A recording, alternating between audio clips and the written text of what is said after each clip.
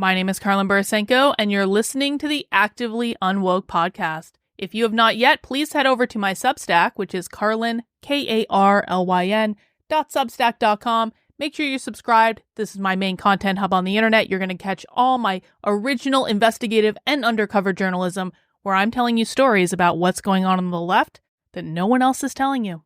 Today, I want to focus in on a really simple concept that sadly, I think is not as widely understood as it could be. And that's this. Why does the left constantly win? No matter what's going on. They always seem to be in the power position. No matter how on the back foot they seem, they always pull out a victory. No matter how crazy their ideas are, they always come out on top. Why does that happen? Well, it's actually very simple. The most powerful people in any social system are the ones who are expressive. Now, we know this from a lot of organizational psychology research. I know this because this is true in any workplace in the country. I'm an organizational psychologist by training. I practiced that for a number of years. And what you see when you go into workplaces, and you can think about your own workplace as an example, is the people who are speaking up. The people who get up in meetings, the people who get up in the boardroom, the people who are having all the sideline conversations in the kitchen and stuff like that, the people who are writing the memos, the people who are advancing their ideas, not waiting to be asked for something and responding to it, but actually going out there and advancing their ideas. Those are the people who get ahead. Those are the people who get promoted. Those are the ideas that are implemented. And it all goes back to something really, really simple. They express the idea in the first place. Now, it seems so simple, it's almost easy to overlook it, right? In order for an idea to make its way into reality, you have to say it out loud. You have to say, this is something valuable that we should do in the world. The reason why the left wins and the right does not win is because the left is constantly, over every possible medium, expressing their ideas. They are creating a forward-looking vision. They are doing conferences, they are doing events, they are doing trainings. They've taken over K through 12 schools. They own the media. They are constantly making videos. They're writing books. They're doing presentations. They're standing on a street corner and yelling about their ideas. Even if they look crazy and they've got pink hair and they're waving their fist in the air, they're still expressing what they believe. They are expressing their ideas. There are dozens of far leftist book publishers that all they do is publish far left books. There are events all over the country. There are massive lists of events promoting gender identity, promoting critical race theory, promoting every single crazy idea the left has. They're taking place on college campuses all over the country. They're taking place in convention halls all over the country, in coffee shops, in people's houses. They're having meetings every chance they get.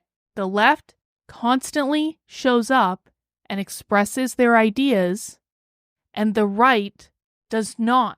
What the right does is react to whatever the left is doing at all times. The right has no forward-looking vision. The right doesn't have any events, really. The right has a couple of conferences that take place. CPAC, maybe a couple others. Turning Point USA, okay.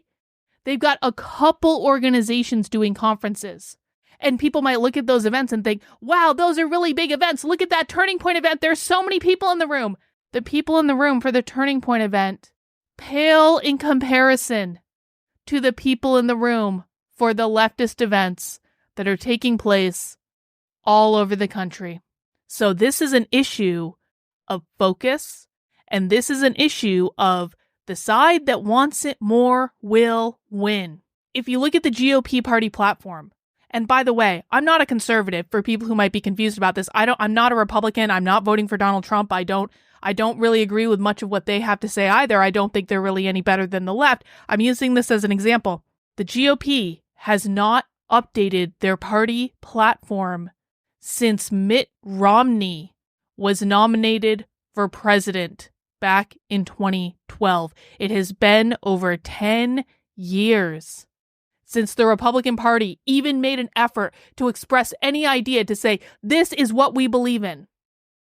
If you go to an event like Turning Point and CPAC, and I've been to 2 CPACs, to be fair, I've never been to a Turning Point event, but I have been to 2 CPACs. These are giant parties. They're pep rallies. They're nothing more than revving up a base. When you go to a CPAC, basically you sit in a giant room, and then the headline speakers each get up on stage and they speak for 10 minutes at a time, and it's a giant pep rally. There's no coordination. There's no training. The other sessions that are held are really sparsely attended by attendees because all they want to do is see their big conservative celebrities and listen to them say the words they want them to say, and they go, yeah, USA, USA, USA. While they're doing that, the left is holding hardcore trainings. The left is running college classes. The left is running K through 12 classes. The left is making videos that they're putting up on YouTube. In fact, let me read you just a couple of the presentations that I found from this past week. Now, if you were to look at conservative-leaning Twitter, or X, the platform formerly known as Twitter, you would hear them saying things like, we're winning, DEI is dead, we're defeating it, we're passing laws against it. Okay, well, that all sounds really good, and it makes the audience go, yeah, USA, USA, USA.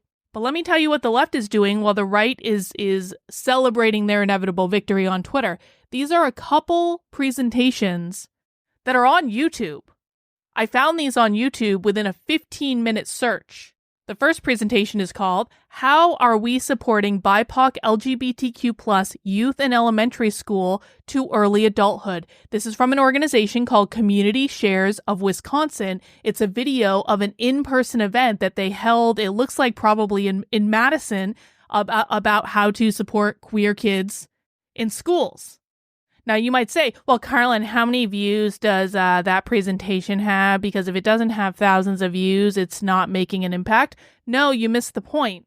This was an in-person event, probably funded by your taxpayer dollars, that took place in Madison, Wisconsin. And I don't care if it's got 3 views on YouTube. I don't care if it's got 10,000 views on YouTube. The point is that it exists in the first place. That they are doing these small community-oriented events all over the country, and these events are completely dismissed by the conservative right because they don't have millions of views on YouTube, and so they must not be good. But this is how the left wins. It's small audiences, local communities, over and over and over and over and over until you're reaching numbers of people that dwarf anything that any conservative influencer or any conservative organization have at their events, and it's not even close. Let me tell you a couple other videos. We've got one called Pride and Memory, the Pink Triangle. This is from the Unitarian Universalist Church out of the Quad Cities, which I believe is Indiana and Iowa.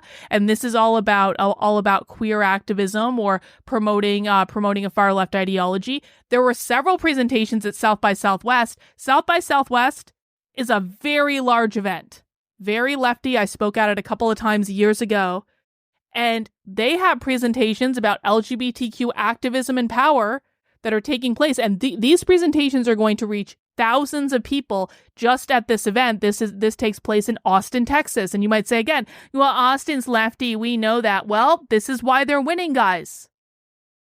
If you try to only appeal to conservative audiences, you are never going to win the hearts and minds required in order to start taking anything back or even slowing them down, because they're out there every single day at little events, at big events, in person, advancing their ideas. And that's the point.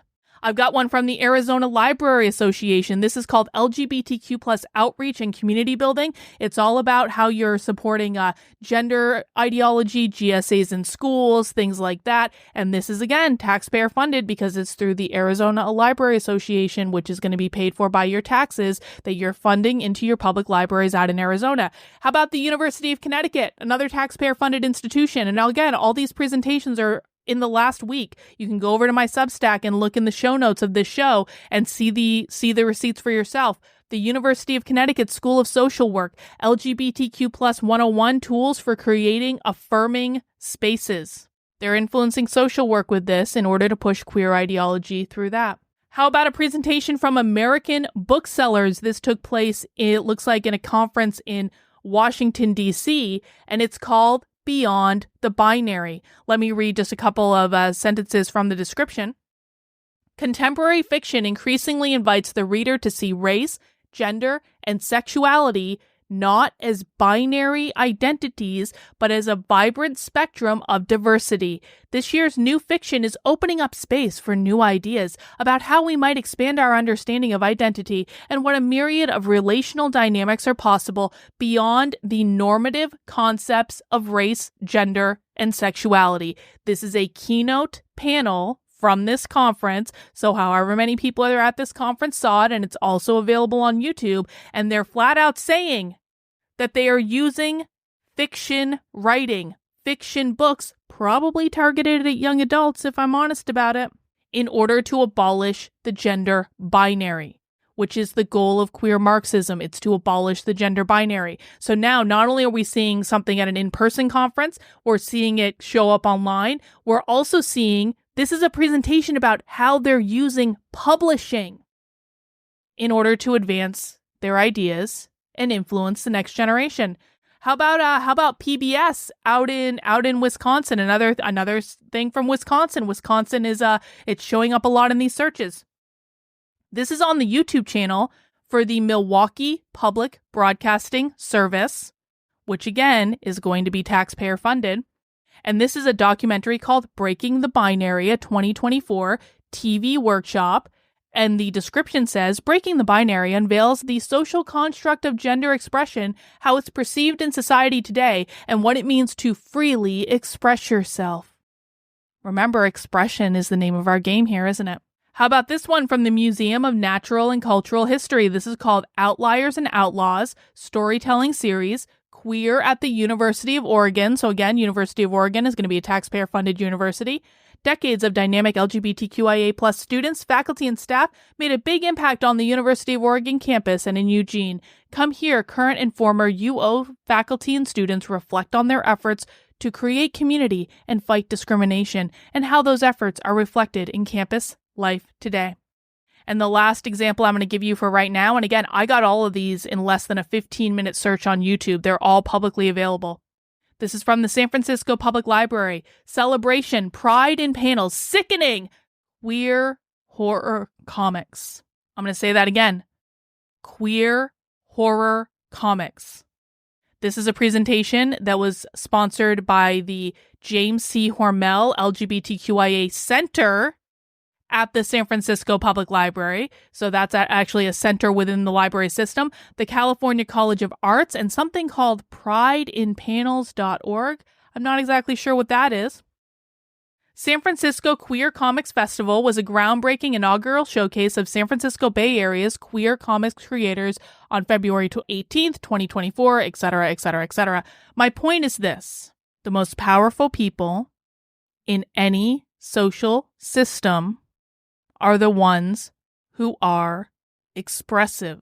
Every single one of these presentations, regardless of if 1,000 people saw it, or 100 people saw it, or 5 people saw it, every single one of these presentations that I just rattled off, and there are probably hundreds more just like them that have popped up in the last week, if not thousands, every single one of these is an opportunity for the left to express their ideas and push their ideology and get more people on board. What is countering this?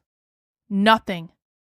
Because complaining on Twitter is not going to change any of this. When the right complains about what the left is doing, when the right reacts to what the left is doing, you know what the left does? They laugh and they keep on going, and they make more presentations, and they hold more events, and they publish more books, and they make more videos. And the right seems to think they've got some sort of victory because they're like, oh, we owned the libs on Twitter. The left doesn't care about that. They never have. It might be a momentary annoyance or amusement to them, but nothing is stopping what they're doing. Nothing is throwing sand in their gears. You can have influencers pretending that they're saving the world for liberal values all you want, but nothing they're doing is actually slowing down what the left is doing. In fact, most of the time, the influencers that are popular on the conservative right, the left doesn't even know who they are. That's how focused they are on advancing their message. The left doesn't even know who the influencers that are quote-unquote trying to stop them are. I went undercover at an event this past weekend at the University of Colorado, and you can find more information about that on my Substack. But people always say to me, they're like, Carlin, don't you get recognized at these things? And I'm like, no. First of all, my name and my brand isn't as big as a lot of people, so I probably wouldn't get recognized. I very rarely get recognized when I'm out in public, but even more than that, I cover the left 6 days a week. They'll come in my chat and talk to me. They get annoyed about me on Twitter sometimes, but if they see me in person, I'm so inconsequential to them that they have no idea who I am.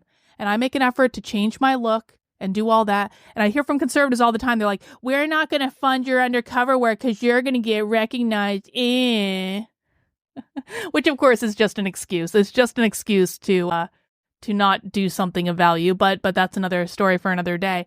But I always laugh when I say that because I'm like, do you realize that the left is so self-centered? They don't even look in my eyes. They're not looking for me in any way. There was one event that I went undercover at that they literally knew I was coming and they still didn't get me, and they didn't want me there, by the way. They tried to preemptively ban me from the event, and I had signed up under a different name, and even when I showed up, they knew I was watching their event. They knew I was coming to their event, and I showed up and no one recognized me. Not just because I had the greatest disguise in the world, although I did have a good disguise for that one, but they didn't recognize me because I am inconsequential to them. I'm like a fly. I'm an ant. I'm an annoyance to them. Nothing more than that. And they're so self-centered with what they're focusing on that they don't look up to look around them to see what's happening. That's how far ahead they are, guys. They don't have to worry about us because our side has been completely ineffective at fighting back against them to the point where now they're so far ahead, they don't even really pay us all that much mind. We might annoy them a little bit. They'll block us on Twitter. They'll keep going and keep doing more presentations and doing more books and releasing what they're doing. And this is how they win. I'm asked all the time, what do we need to do to fight back? What do we need to do to fight back? Well, the only way to fight back against this in any realistic way is that, well, a couple things. Number one, you have to learn the language of the left. And I know that most of you listening to this believe that you already understand the language, but I am telling you that you do not. The vast majority of people think they understand the left, but they have no idea. What they might understand is a conservative interpretation of the left, but that interpretation is not grounded in reality at all. And because that perspective is not grounded in reality of what the left is actually doing, what the right does is they implement these tactics that they're like, we're winning. They focus on these things that it makes them feel like they're making progress. It's like they're moving what it is. You know when you clean your house sometimes and you've got a big mess in one room and then you pick up the mess in one room and you move it into another room, but the mess is still kind of messy, but you've moved it from one room to another room and so you feel like it's productive and you're like, oh, I got a lot of cleaning done today, even though the mess is still there. Maybe this just happens to me. The mess is still there. You haven't actually cleaned anything, but you feel like you have. That is what the right is doing when they're fighting the left, and this is why the right loses. They are making busy work for themselves over and over and over and over and over again, and then they give themselves a high five and they go, we're winning! We beat DEI, bro! No, you didn't. You didn't beat anything. You just took a mess from one side of the room and you moved it over to the other side of the room and you said, okay, it's all clean now. Nothing more to see here. Let's sit back and watch the game and have a beer. The right does not understand the left. And so the right is constantly focused on things that do not matter, that are specifically designed to be distractions. And the only way to combat that is to learn the language of the left and hinge back into reality. And that is what I do 6 days a week on my YouTube channel, Monday through Friday at 5 p.m. Saturdays, we go live at 6 p.m. for Socialism Saturday. I'm also on X. I'm on Rumble. You can find it just by looking at my name, Carlin Borisenko. I'll come right up. But the other thing that the right needs to start doing in order to beat back the left is to start expressing a positive-looking vision that includes everyone. That last part is really important. Because what I hear from the conservative right these days are they want to ban women, they want to ban gays, they don't want anyone that's like an independent or a disaffected lefty, they don't want libertarians. They know all the things they don't want. What I hear, and you might have a different experience, what I hear is all they want is conservative Christianity, and that is it, and that leaves a lot of people out, and a lot of people don't want to align with that. So if you want to have any hope of beating the left at all, you need to start creating your own culture that is inclusive of everyone with a positive forward vision, and you need to dispense with this idea that you are going to implement a conservative Christian utopia, because that is not going to happen. If you are unwilling to give up that dream, you are going to lose, and you are going to lose badly, and it's going to be your own dang fault, and I hate to be that severe about it, but that's just the truth. We don't always get everything we want. You're allowed to be a conservative Christian. But when your entire vision for what you're putting out into the world is just about advancing your religion that most people don't agree with and don't want to have dictate their lives, and that's your entire strategy, you're going to lose, bro. And in this case, losing means losing your kids. Because the left is constantly attacking parental rights right now for reasons that I've written about other places, in terms of they want to destroy the nuclear family because they believe the nuclear family upholds capitalism, which is defined as private property ownership. You can find out more information on the Substack about that if you want to. I don't have a lot of hope right now. I'll be honest, probably not the thing you want to hear, but I'm going to say it anyway. I don't have a lot of hope right now, and the reason I don't have a lot of hope right now is I don't see many people taking this seriously. The left takes this seriously. They take this seriously. The left is like, even if I'm going to give a presentation that only 3 people are going to watch, I'm going to show up and I'm going to give that presentation, and then I'm going to give it again and again and again and again and again, and maybe only a couple dozen people see it at each stop, but I'm going to add up the number of people who are seeing it over time. The right is like, if you don't have tens of thousands of views, it's not even worth watching. And I don't know, I don't even have any followers on Twitter. I'm not going to say anything. And I just don't know why would we even bother doing a conference? No one wants to come. And it's just like, what we need is more celebrities and influencers, because that's going to make us feel good that people agree with that. It's like, it is one of the most unhinged strategies that I've ever seen coming out of any group. What I'm seeing come out of the conservative right. Like I said, I'm not a conservative, and I'm really reticent to even try to help them because I don't think that they're even worthy of help at this point, but I don't know. The reality is it's a numbers game, and if the right doesn't get their act together, it doesn't matter what the independents do. It doesn't matter what the libertarians do. It doesn't matter what the disaffected lefties do. It doesn't matter what any of us do, because we do not have the numbers to fight back, and every single day we are dragging the conservative right behind us saying, are you guys ready to get serious? You want to actually do something about this? And they're like, no. It's maddening. It's maddening. It really is. Even the influencers on the right don't take it seriously. It's just all a branding exercise for them. They get to become famous and write best-selling books and get clout on the internet about it, and that's really all they care about. Anyway, I'm not going to rant too much more on this at the moment, but I hope I made my point. The left wins because they have a positive, forward-looking vision. You might not agree with their vision, but they have it, and they express that vision constantly over every possible medium. The most powerful people in any social system are the ones who are expressive. So get more expressive. And if you're not willing to do that, then don't be surprised when you lose. All right, guys. That's all I've got for this time. Again, head over to the Substack. Make sure you're subscribed. Carlyn, KARLYN.substack.com. And if you want to sign up there for a monthly or annual membership for $8 a month, $80 a year, you will support the work I'm doing, including this podcast, including original, investigative, and undercover journalism you won't find anywhere else. I'll catch you next time, guys. Take care. Have a good one. Bye.